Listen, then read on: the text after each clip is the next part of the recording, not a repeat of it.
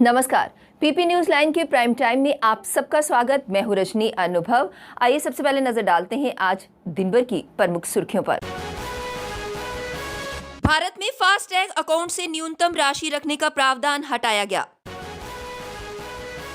जम्मू कश्मीर में अवैध रूप से रह रहे म्यांमार और बांग्लादेशियों को वापस भेजने के लिए उच्च न्यायालय ने सरकार से 1 माह के भीतर मांगा जवाब। युवाओं को सेना में भर्ती कराने के उद्देश्य से जम्मू संभाग के सभी 10 जिलों में होगी सेना की भर्ती रैली।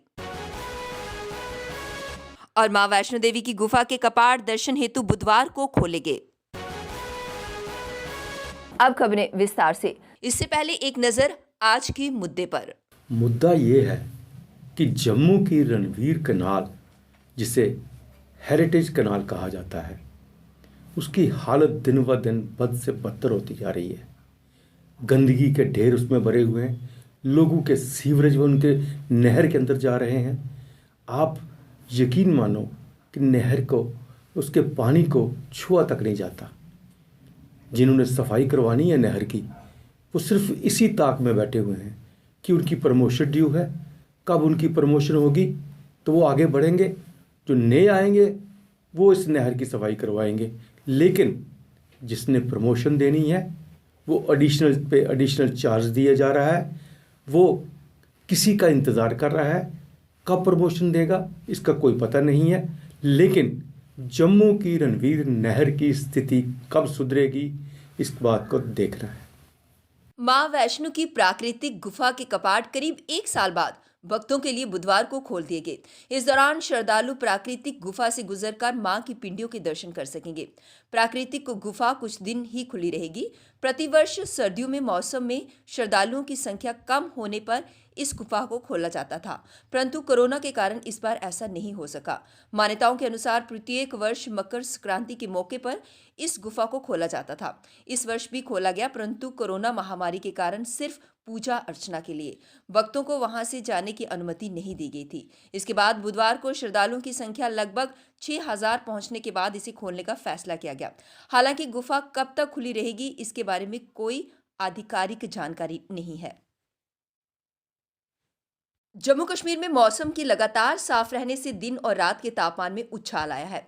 कई दिनों में दिन का तापमान सामान्य से 8 डिग्री ऊपर चला गया है। घाटी में अभी ठंडक कायम है। पर्वतीय क्षेत्रों में बर्फ जमा होने के कारण बर्फीली हवाएं जारी हैं, लेकिन तापमान में सुधार आया है। जम्मू समेत कई जिलों में दिन की धूप में तपिश का एहसास होने लगा है। मौसम विज्ञान केंद्र श्रीनगर के अनुसार आगामी दिनों में मौसम साफ रहने से तापमान में उछाल आने के आसार हैं।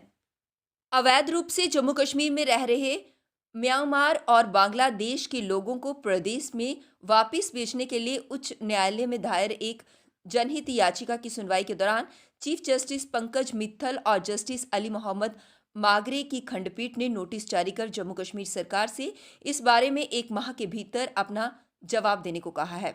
उच्च न्यायालय में दायर जनहित याचिका में ये मांग की गई थी कि इस बात की जांच करवाई जाए कि किस तरीके से म्यांमार और बांग्लादेश के शरणार्थियों को जम्मू कश्मीर में बसाया गया है। ये जांच पूर्व जज की अध्यक्षता में बनाई जाने वाली एक कमेटी से करवाई जाए।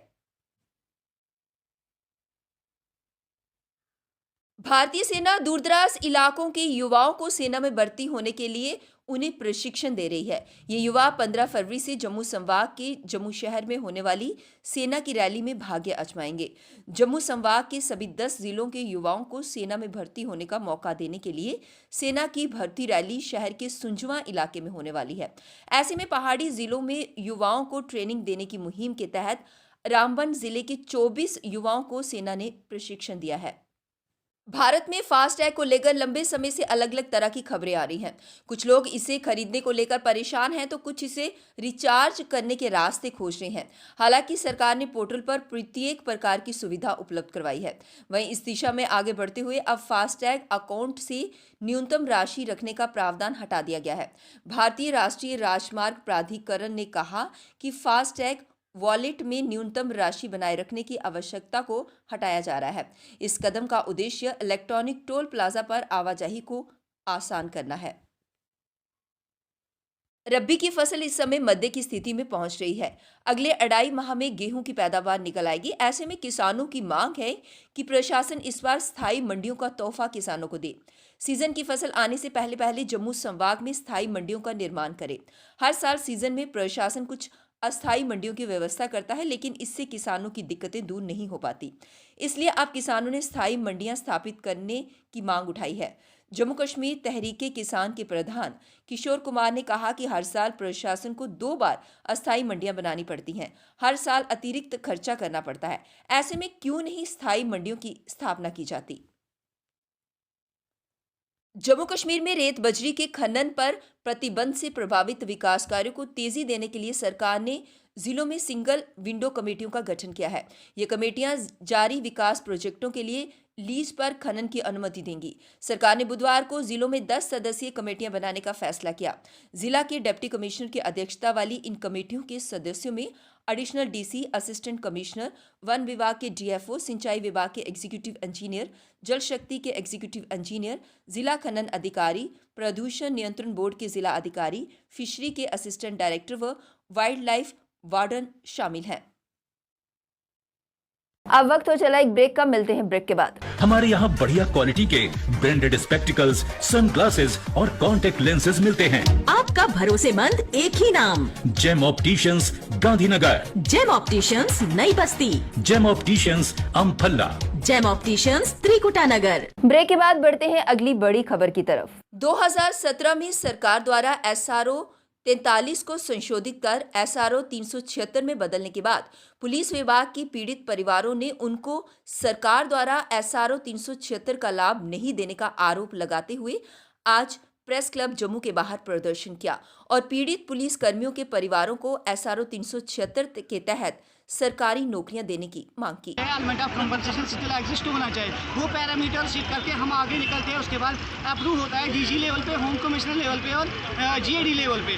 तो फाइल चली जाती है चीफ सेक्रेटरी के पास। जैसे पुराने चीफ सेक्रेटरी साहब है, उस टाइम CM साहब थी, जो प्रीवियस गवर्नमेंट थी BJP और PDP की कलेक्शन गवर्नमेंट थी, उसमें 48 ऑर्डर निकल जाते हैं। जैसे नए गवर्नर साहब आते हैं, चीफ सेक्रेटरी साहब भी नए आते हैं, BVR सुब्रमण्यम साहब, वो एक ऑर्डर भी निकाल देते हैं। पता नहीं वो सिलेक्टिव बेसिस पे ही किया होगा, क्योंकि एक ही निकाला उसने। उसके बाद बोलता है कि मैं ये केसेस नहीं करूँगा। हम बोलते हैं सर रीज़न क्या है? कह रहा है मेरा ज़मीर इजाज़त नहीं देता। अब एक बंदे का ज़मीर इजाज़त नहीं देता, वो 50 घर की जो 50 लोगों का जो इंसाफ है अपने लातों के नीचे रख रहा है। फाइल्स उसने अपने पास पेंडिंग रखी हुई है। हम रिक्वेस्ट कर रहे हैं कि इन फाइल्स को निकाला जाए साहब से, और जो भी सेंटर में जो आला हुकाम बैठे हुए हैं उनसे भी रिक्वेस्ट होगी, जो जम्मू कश्मीर को रिप्रेजेंट करते हैं और जो सेंटर में आके बात करते हैं जम्मू कश्मीर की और बोलते हैं जम्मू कश्मीर में हमने ये किया वो किया। हम बोलते हैं कि ये इंसाफ है। SRO 43 है, हमारी पिताओं ने जान दी है, ये आप लोगों को पता है। हमारे पास रिपोर्ट्स पड़े हुए हैं कि जान दी है, उसके बाद भी आप इंसाफ। ऑल इंडिया मसीह सेवा दल द्वारा रेजिडेंसी रोड पर स्वच्छ भारत अभियान के तहत सफाई अभियान चलाया गया। इस अवसर पर ऑल इंडिया मसीह सेवा दल अध्यक्ष ने कहा कि देश के हर नागरिक का फर्ज है कि देश को स्वच्छ रखे और उसी को लेकर आज ऑल इंडिया मसीह सेवा दल ने ये सफाई अभियान चलाया है। हमें उन मुलाजमों के ऊपर नहीं छोड़ना चाहिए जो बेचारे गंदगी उठाते हैं। सारा कुछ कर हमारा भी फ़र्ज़ बनता है कि हम अपने घरों का जो कूड़ा करकट है जो हम बाहर फेंक देते हैं उसको तरीके के साथ हम उसको डिस्ट्रॉय करें, उसको पॉलीथिन में डाल के जब म्यूनसिपल कॉरपोरेशन की गाड़ी आती है तो म्यूनसिपल कॉरपोरेशन के साथ भी हम कंधे से कदम मिला के हर एक नागरिक का कार्य है कि उसको अच्छे तरीके से अपने। पॉलिटेक्निक कॉलेज के विद्यार्थियों ने ऑनलाइन परीक्षाओं की मांग को लेकर टेक्निकल एजुकेशन विभाग के खिलाफ प्रदर्शन किया और सरकार से मांग करते हुए कहा कि बाकी प्रदेशों की तरह जम्मू कश्मीर में भी ऑनलाइन परीक्षाएं करवाई जाए और अगर प्रशासन ऐसा नहीं करता तो वह इसके लिए आंदोलन करने के लिए मजबूर हो जाएंगे, जिसकी सारी जिम्मेदारी प्रशासन की होगी। ठीक है, आपके ऑनलाइन पढ़ो या ऑफलाइन पढ़ो, हमें कोई प्रॉब्लम नहीं है, आपके पेपर ऑफलाइन ही होंगे। हम जानना चाहते हैं, डायरेक्टर और सेक्रेटरी को हम बताना चाहते हैं कि आपने ऑनलाइन पहले पढ़ाया, ठीक है, तो ऑफलाइन क्यों हमने पेपर देने हैं? ये डायरेक्टर और सेक्रेटरी को सोचना है। ये सेक्रेटरी कल तड़ी से बात करता है, कहता है वो आपके ऑफलाइन जो होंगे आप जाओ क्या कर लोगे, गेट बंद कर लोगे। रोड बंद कर लोगे हैं? हम सेक्रेटरी को जाना चाहते हैं, हम इतने बेवकूफ़ बच्चे नहीं हैं जो हम रोड बंद करेंगे, किसी का रास्ता बंद करेंगे। कोई ऐसा होता है, एम्बुलेंस आती है, हम ये नहीं चाहते किसी को प्रॉब्लम हो। हम जानना चाहते हैं, गवर्नमेंट को बताना चाहते हैं कि हमें प्लीज़ करके आप ऑनलाइन एग्ज़ाम ले लें। पीपी न्यूज़ लाइन के प्राइम टाइम के आज के इस अंक में बस इतना ही। मुझे और मेरी पूरी टीम को दीजिए इजाजत और आप जुड़े रहिए पीपी न्यूज़ लाइन के साथ। नमस्कार। जम्मू में आई टेस्टिंग की साइंटिफिक और मॉडर्न टेक्नोलॉजी के लिए हमेशा याद रखें जेम ऑप्टिशियंस। जहां पर रखा जाता है आपकी हर जरूरत का ख्याल। Gem opticians with the facility of eye exercise, A scan, biometry, pachymetry और ऑटोमेटेड फील्ड एनालाइजर। और हाँ, हमारे यहाँ बढ़िया क्वालिटी के ब्रांडेड स्पेक्टिकल्स, सनग्लासेस और कॉन्टेक्ट लेंसेज मिलते हैं। आपका भरोसेमंद एक ही नाम, Gem opticians, Gandhinagar. Gem opticians, Nai Basti. Gem opticians, Amphalla. Gem opticians, Trikutanagar.